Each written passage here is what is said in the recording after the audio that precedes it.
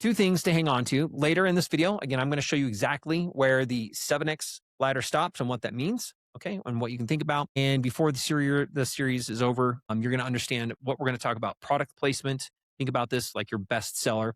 We're going to talk about your business and look at what we can do to gather more information from your business so that you can make more money. And then we're going to talk about how you can put those into place. So grab a pen if you're with me right now. I'll give you this. You'll take a couple notes. You're going to be able to fill this out. Now, here's the roll. Okay, I'm going to give you in one sentence before what we've got going on. Your retail price needs to be 10 times your landed cost. Okay, that's what I'm calling the 10X rule. Now, again, this might not sound like it makes sense for everybody, because if you can go take your current cost of goods, and what that is when it sits in your warehouse, you might think I'm not at 10. That's okay. Most people do not understand this. In fact, when I worked with another consumer brand here recently and we did this, honestly, some of their products they were kind of just nice to have around because they just really weren't making enough money. It was hard for them to reproduce another order. The minimums are really big, etc. So stay with me here. I'm not asking you to change anything today. Again, a lot of people, some people know this. They have different rules of thumb. I'll go high level on this one more time. The reason that the 10X rule, it's a rule of thumb.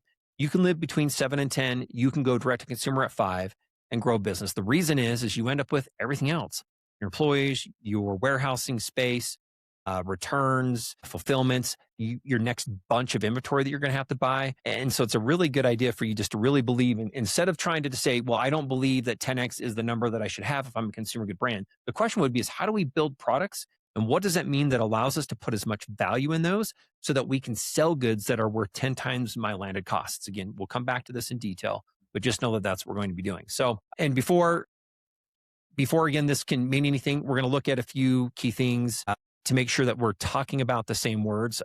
So we'll just get into this. Let's first look at the word landed cost.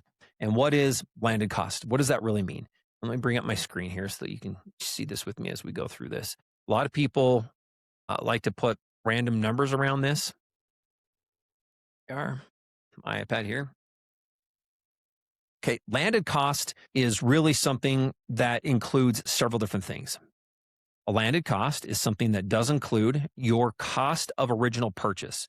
So if you're going to take this, you're going to be purchasing your product in essence, or you're manufacturing it, right? So this is your manufactured cost from wherever you're building it. Meaning, and I'm just going to use easy, simple math on this. We're going to put $10. A lot of the companies I work with are buying these things from overseas. And if your product is costing you from a factory $10, that is not a landed cost. That is a cost of goods as it would be on a PO. But in between the cost of goods, what has to happen is there's going to be potentially a container or freight, right?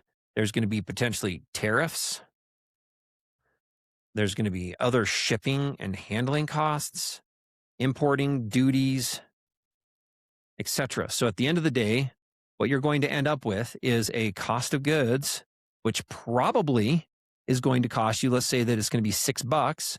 Currently, I think if you're buying things from overseas, depending on where that is, you might be somewhere between 25, 35, 40% by the time you get something landed. Right now, our averages that we've done with a few of the businesses that I'm working with, they're coming from China.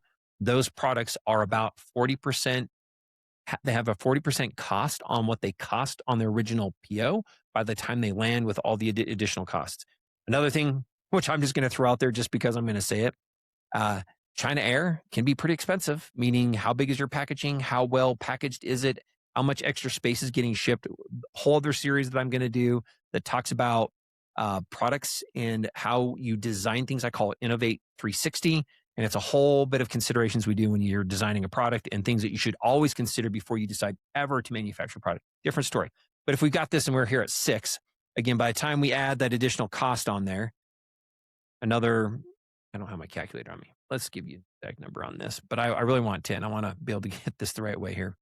Well, my math's not working real good. Really, I'm going to say it's about 7. 7 divided by or times by 40% is going to put you right around 9.8. Let's just say it's right around there. Okay, this is our number, and it lands at $10. And I'm just going to do this because I want to look at a 10x multiplier and some other numbers that are surrounding this that make this a little bit easier to understand.